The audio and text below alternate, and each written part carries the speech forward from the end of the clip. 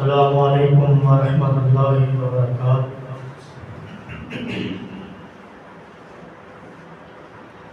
ان الحمد للہ نحمده ونستعینه ونستغفره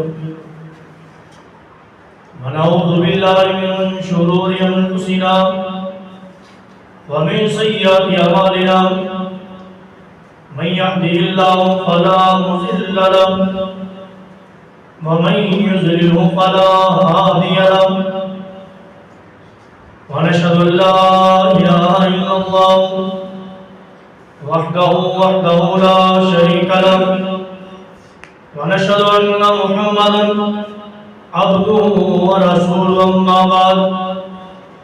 فان خير الحديث كتاب الله وخير الهدي هدي محمد صلى الله عليه وسلم وشر الأمور محدثاتها وكل محدثة بدعة وكل بدعة ضلالة وكل ضلالة في النار يا أيها الناس اتقوا ربكم الذي خلقكم من نفس واحدة وخلق منها زوجها وبث منهما رجالا كثيرا ونساء واتقوا الله الذي تساءلون به والأرحام إن الله كان عليكم رقيبا يا أيها الذين آمنوا اتقوا الله وقولوا قولا سديدا يصلح لكم أعمالكم ويغفر لكم ذنوبكم ومن يطع الله ورسوله فقد فاز فوزا عظيما اللهم صل على محمد وعلى آل محمد كما صليت على إبراهيم وعلى آل إبراهيم إنك حميد مجيد اللهم بارك على محمد وعلى آل محمد كما باركت على إبراهيم وعلى آل إبراهيم إنك حميد مجيد رب اشرح لي صدري ويسر لي أمري واحلل عقدة من لساني يفقهوا قولي رب زدني علما رب زدني فهما رب زدني عملا بسم الله الرحمن الرحيم اليوم أكملت لكم دينكم وأتممت عليكم نعمتي ورضيت لكم الإسلام دينا صدق الله العلي العظيم وصدق رسوله النبي الكريم ونحن على ذلك من الشاهدين والشاكرين والحمد للہ رب العالمین۔ حمد و ثنا، تعریفات، کبریائی، بڑائی، تسبیحات، تحلیلات، ہر قسم کی عبادات اللہ رب العالمین کے لیے، اللہ ذوالجلال والاکرام کے لیے، جو اس ساری کائنات کا خالق و مالک ہے، جو رازق بھی ہے، داتا بھی ہے، لجپال بھی ہے، غوث اعظم بھی ہے، جو اپنی عبادات میں، اختیارات میں، اسماء و صفات میں وحدہ لا شریک ہے، ان گنت لا تعداد بے حد و حساب درود و سلام ہوں آقا نامدار حبیب خدا احمد مجتبی محسن آداب محسن انسانیت، میری مراد میرے آپ کے اور سب کے پیر و مرشد جناب محمد صلی اللہ علیہ وآلہ وسلم کے لیے حضرات، اسلامی سال کا یہ آخری مہینہ بڑی تیزی کے ساتھ گزر رہا ہے۔ اسی مہینے اللہ کے نبی رب کے حبیب جناب محمد رسول اللہ صلی اللہ علیہ وسلم انہوں نے خطبہ حجۃ الوداع جو آپ نے ارشاد فرمایا، اگر میں یوں کہوں تو یہ غلط نہیں ہوگا کہ اللہ کے نبی نے چند باتوں یا چند الفاظ میں ساری انسانیت کا منشور دستور اور رہن سہن کا انداز اور زندگی گزارنے کا طریقہ چند نکات میں اللہ کے نبی نے ہمارے سامنے پیش فرما دیا۔ کوئی لیڈر، کوئی سربراہ، کوئی دنیا کا بڑے سے بڑا چند الفاظ میں ساری کی ساری انسانیت کو یوں اپنے الفاظ میں بیان نہیں کر سکتا، بلکہ کسی کے بس کی بات نہیں کہ وہ انسانیت کو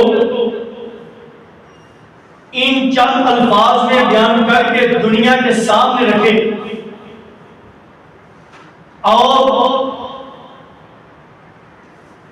انسان کو بھی یہ پتہ چلے کہ بھائی اگر اس کائنات میں اللہ نے اگر کسی کو احسن تقویم بنایا ہے تو وہ حضرت انسان کو بنایا ہے۔ اللہ کے پیارے نبی ایسے اصول وضع کر دیے کہ ہم جیسے ماڑے، غریب، نادر، مفلس، کنگال، جو بھی کہوں وہ کم، اللہ کے نبی نے ایسے اصول بتائے کہ ہم جیسے لوگوں کو بھی جینے کا حق ملا، اور اگر یوں کہوں تو غلط نہیں، اگر ہم جیسا بندہ بھی سر اٹھا کے چلتا ہے، اگر ہم جیسے بندے کی بھی کوئی سنتا ہے تو میں کہوں گا تو دین اسلام ہے، جس نے کہا لوگوں کوئی بڑا ہو یا چھوٹا، کسی کی ذات بڑی ہے یا چھوٹی، کوئی رنگ کا کالا ہے یا گورا، کوئی طاقتور ہے یا کمزور، کوئی اچھے قبیلے کا ہے یا نہیں، اگر وہ انسان ہے تو فرمایا اگر اس کے دل میں تقویٰ ہے، چاہے رنگ کا کالا ہو، موٹے ہونٹ ہو، چاہے دنیا نہ سنتی ہو، کے دل میں ایمان ہے، رب کا تقویٰ ہے، تو بڑے بڑے خاندان والے اس کے مرتبے کو، شان کو دیکھتے رہ جائیں گے کہ جس کے دل میں رب کا ڈر و تقویٰ آ جائے۔ ہمارے لوگوں کسی اجمی کو اجمی کے اوپر کوئی فقیت نہیں۔ اگر کوئی چٹا ہے، اگر کوئی گورا ہے تو کالے کے اوپر فقیت نہیں، بدری نہیں۔ اگر کوئی کہے میں اچھے خاندان والا ہوں تو مجھے کم تر خاندان والے کے اوپر کوئی بدری ہے، عزت ہے، نہیں۔ فرمایا کہ لوگوں تمہارا باپ ایک، تمہارا رب ایک، فخر کس چیز کا، غرور کس چیز کا، تکبر کس چیز کا؟ ہاں اگر اللہ نے تمہیں کوئی فوقیت دی ہے، اللہ نے تمہیں کوئی عظمت دی ہے، اگر اللہ نے تمہیں شان دی ہے، وہ صرف ایک کہ تم نے کلمہ پڑھا ہے لا الہ الا اللہ محمد رسول اللہ صلی اللہ علیہ وسلم، اس کلمے کی وجہ سے اللہ نے تمہیں فوقیت دی ہے، عزت دی ہے، عظمت دی ہے، رفعت دی ہے، بلندی دی ہے۔ اگر کوئی یہ کہے میرا پیسہ، میرا وقار، میری شہرت اور میری بلندی اس وجہ سے ہے، تو قرآن نے کہا ہے، نبی کے فرمان نے کہا ہے کہ کوئی عظمت والا، عزت والا یہ نہ سمجھے کہ مجھے عزت میرے پیسے کی وجہ سے ہے، وقار کی وجہ سے ہے۔ اگر کسی کو رب عزت دیتا ہے تو سن لو، جو قرآن کا تابعدار بن جاتا ہے اللہ اسے عزت عطا فرماتا ہے۔ حضرات فرمایا لوگوں تمہارا دین تمہارے لیے مکمل ہے۔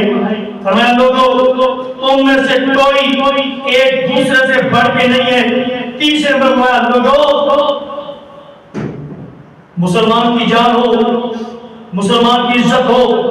اور مسلمان کا مال ہو، ایک مسلمان کا دوسرے مسلمان کے لیے حرام ہے۔ تین اصول، تینوں ایک سے بڑھ کے۔ آج کا لوگ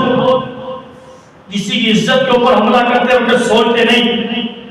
کسی کے مال کے اوپر حملہ کرتے ہوئے سوچتے نہیں،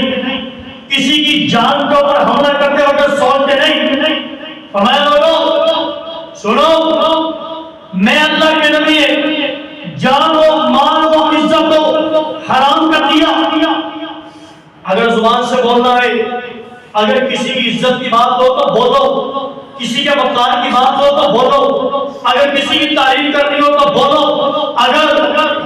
کسی کی چغلی ہی کرنی ہے اپنی زبان کو بند رکھو، اگر کسی کی عزت کو تار کرنا ہے تو چپ رہو۔ اور اللہ کے نبی نے فرمایا کوئی بندہ کسی دوسرے بندے کی جان نہیں لے سکتا، کسی کا مال نہیں لے سکتا۔ اور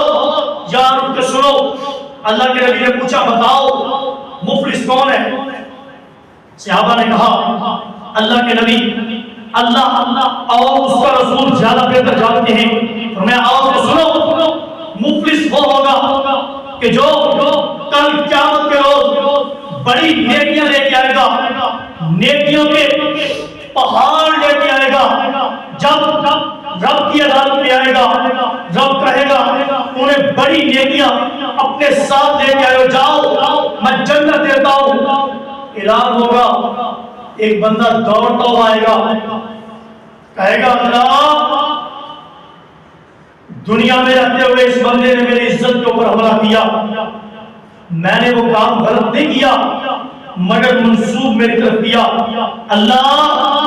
آج انصاف کا دن ہے، مجھے انصاف چاہیے، دنیا میں رہتے ہوئے اس نے میری عزت کے اوپر حملہ کیا۔ اللہ کہیں گے واقعی آج انصاف کا دن ہے، اس کی نیکیوں سے اٹھائیے، اس بندے کو دیجیے۔ ایک بندہ آئے گا اور آئے گا کہ کہے گا اللہ اس نے میری جگہ کے اوپر قبضہ کیا، بتاؤ آج انصاف کا دن نہیں؟ اللہ کہے گا ہاں، نیکیاں اس کو بھی دے دی جائے گی۔ ایک بندہ اور آئے گا، کہے گا اللہ اس بندے نے دنیا میں رہتے ہوئے مجھے تھپڑ مارا، دنیا میں رہتے ہوئے میرے ساتھ لڑائی کی، میرے ساتھ ظلم کیا، اے اللہ بتائیے کیا آج حساب کا دن نہیں؟ حکم ہوگا جی، تو مجھے انصاف چاہیے۔ جیسا کہ یار دیکھو پوری دنیا کے مذہب ان کا مطالعہ کرو، کوئی اتنا پیارا سچا سچا عظمت والا آپ کے وقار کے عین مطابق آپ کو دین نہیں ملے گا کہ جناب اللہ کے نبی نے کہہ دیا کسی کا مال ہو، جان ہو یا عزت ہو حرام، اللہ کے سامنے آ گیا کہ اللہ میرے اوپر ہاتھ اٹھایا، میرا انصاف کے لیے، اللہ کہیں گے اٹھاؤ اس کی نیکیاں دو، یہاں تک کہ لوگ آتے جائیں گے اور نیکیاں لیتے جائیں گے، اور ایک وقت آئے گا اس بندے کی ساری نیکیاں